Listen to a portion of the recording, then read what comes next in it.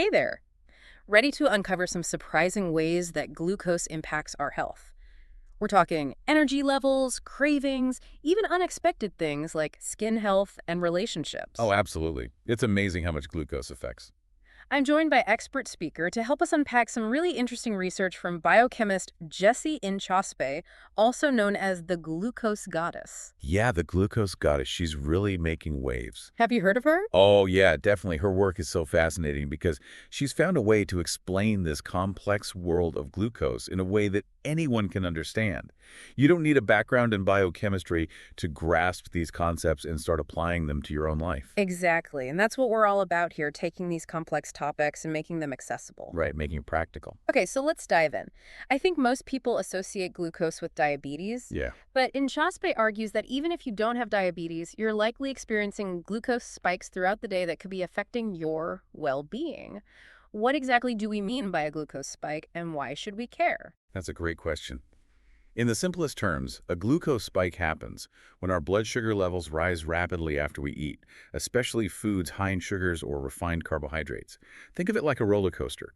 Those sharp spikes up can be followed by dramatic dips. Oh, like a sugar rush and then a crash. Exactly, leading to energy crashes, cravings, and even impacting our mood and focus.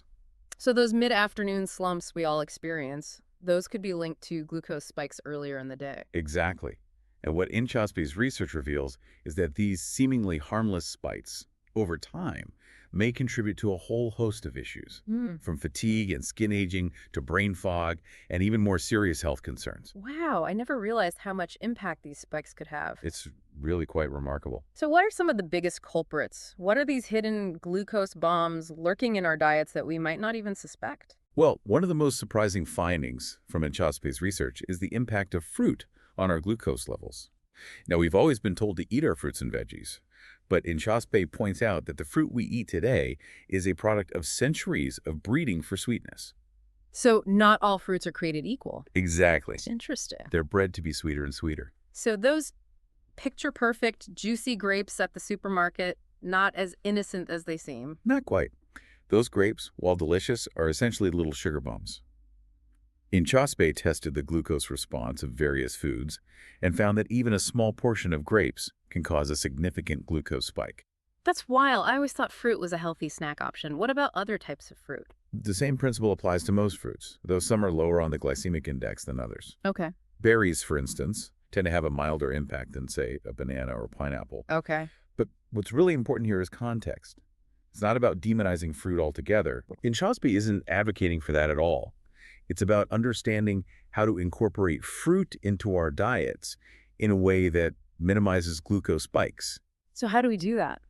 One of Inchauspé's key principles is to pair fruit with protein, fiber, or healthy fats. Okay. This helps slow down the absorption of sugar into the bloodstream, creating a gentler rise in glucose levels. So instead of having a bowl of fruit for breakfast, I could pair it with some Greek yogurt or a handful of nuts. Exactly. You're getting the nutritional benefits of the fruit, but you're also giving your body the tools it needs to manage the sugar intake more effectively. This is already eye-opening. I'm starting to rethink my go-to snacks.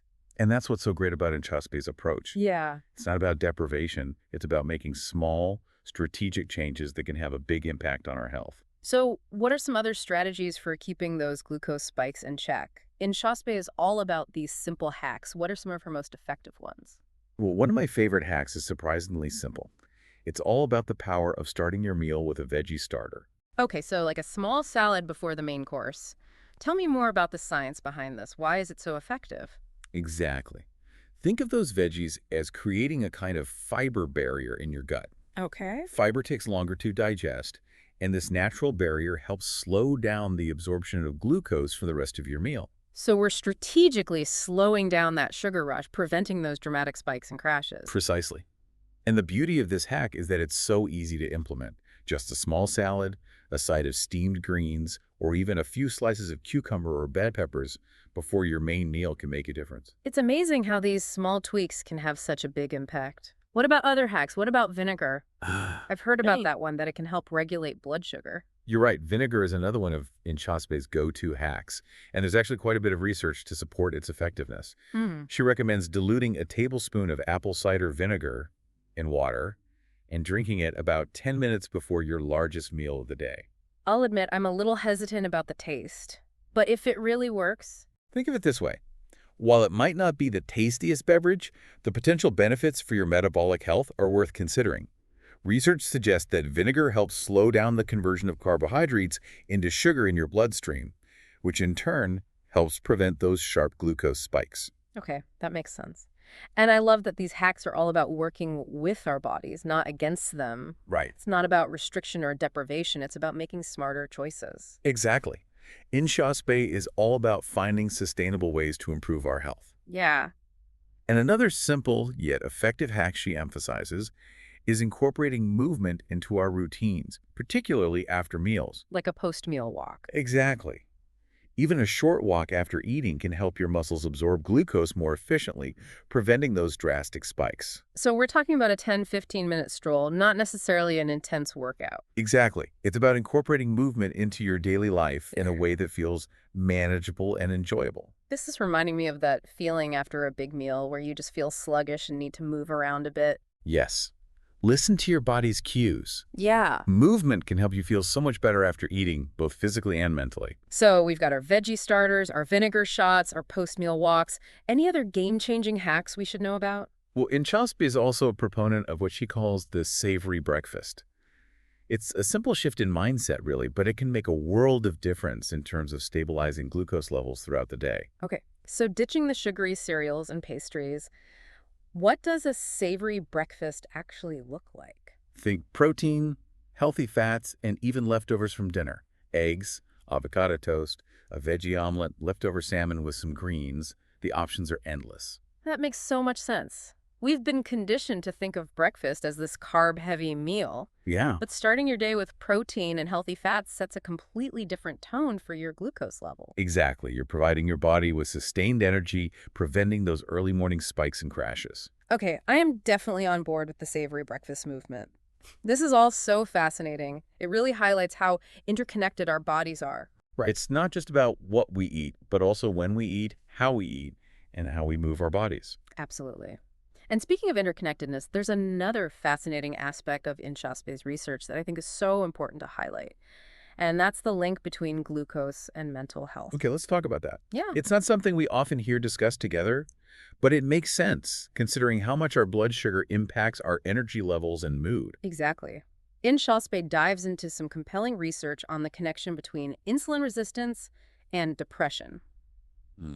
Insulin resistance is essentially a state in which our cells become less responsive to insulin, the hormone that regulates our blood sugar levels. Oh, okay. This often goes hand in hand with prolonged high glucose spikes. So those spikes we've been talking about, they could be contributing to insulin resistance over time. Exactly. Wow. And the study that InShaspe highlights followed a group of individuals over a 10-year period and found that those who developed insulin resistance were significantly more likely to experience major depressive disorder. Wow, that's a pretty powerful correlation. Yeah. It really underscores the fact that what we eat impacts not just our physical health, but also our mental and emotional well-being. Precisely.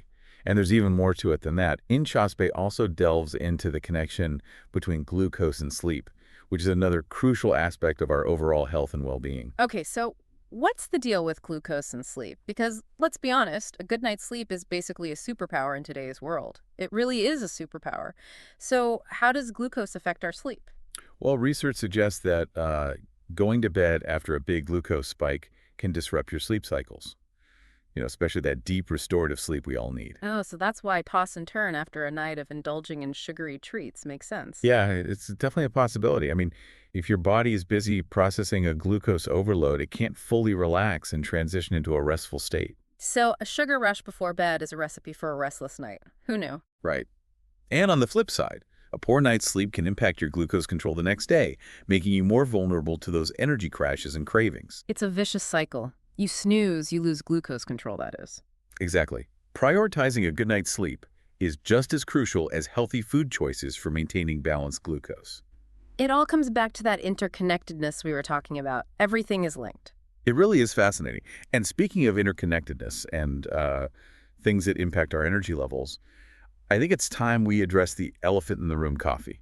Okay, let's spill the tea, or should we say spill the coffee? Right. Inchauspé dives into what she calls the coffee conspiracy, which challenges the idea of coffee as a universally beneficial super drink. Right, because coffee does give us that boost of energy and focus. But is there a hidden cost? What's the downside? Well, for one, many people load up their coffee with sugar, syrups, and even those plant-based milk alternatives that we now know can be sneaky sources of sugar. So maybe it's not the coffee itself, but what we add to it that's the real culprit. Exactly. Yeah. And it's also important to consider the addictive nature of coffee, that dependence on caffeine can sometimes disconnect us from our natural energy rhythms. That's an interesting perspective. Maybe coffee allows us to override our body's signals, pushing ourselves instead of listening to what we truly need. Precisely.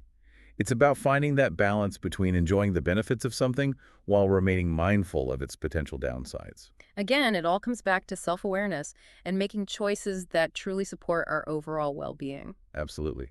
And it's important to remember that there's no one-size-fits-all approach. What works for one person might not work for another, and that's okay. Okay, so we've covered a lot of ground today. From unexpected glucose bombs lurking in our fruit bowls to the power of vinegar, veggie starters, and the surprising link between glucose and our mental and emotional well-being. What was your most surprising takeaway from Inchauspie's research? Honestly, for me, it was that connection between glucose and mental health. Mm. We often get so caught up in the physical aspects, weight management, energy crashes, that we forget how deeply intertwined our physical and mental states truly are. It's a powerful reminder that our bodies are complex and interconnected systems.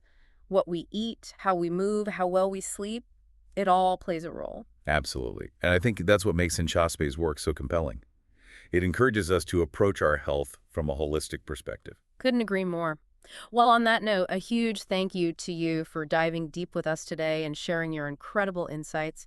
And to our listeners, we hope this deep dive has empowered you to make more informed choices for your health and well-being. It's been a pleasure. Until next time, stay curious and keep exploring those hidden connections.